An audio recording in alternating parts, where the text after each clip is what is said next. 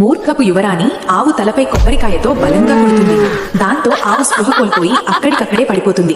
ఈ అవకాశాన్ని ఉపయోగించుకుని ఆ నిర్దయ యువరాణి దూడను ఎత్తుకుని మరుగుతున్న లావాగుండం పైన వేలాడదీస్తుంది. కొంతసేపటి తర్వాత ఆవుకు స్పృహ వస్తుంది. తన దూడ ప్రమాదంలో ఉందని చూసి ఆవు గట్టిగా అరుస్తూ ఎవరైనా రక్షించాలనే ఆశతో సహాయం కోసం మొరపెడుతుంది. అదే సమయంలో చెరువు దగ్గర ధాన్యం తింటున్న ఒక నెమలి ఆ అరుపులు విని ఆందోళనతో అక్కడికి వస్తుంది. అక్కడికి చేరుకుని మరుగుతున్న లావాలో దూడ తలబడుతూ ప్రాణాల కోసం పోరాడుతుండటం చూసి దిగ్భ్రాంతి చెందుతుంది.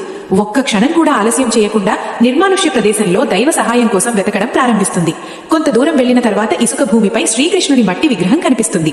నెమలి ఆ విగ్రహం ముందు శాంతంగా కూర్చుని భక్తితో కృష్ణనామస్మరణ చేస్తుంది. కొంతసేపటికి మధురమైన పిల్లనగ్రోవి స్వరంతో శ్రీకృష్ణుడు ప్రత్యక్షమవుతాడు. నెమలి జరిగిన సంగతులన్నీ వివరించగానే ఆయన వెంటనే దూడ ఉన్న చోటుకు చేరుకుంటాడు. ఆపై సుదర్శన చక్రాన్ని ఆహ్వానం చేయగా దాని దివ్యశక్తితో మరుగుతున్న లావా క్షణాల్లో చల్లబడుతుంది. అమాయక దూడ ప్రాణాలు రక్షించబడతాయి. చివరికి ఆవు మరియు దూడ ఆనందంతో సంతోషంగా నాట్యం చేస్తాయి. కృష్ణుని లీల కోసం ఒక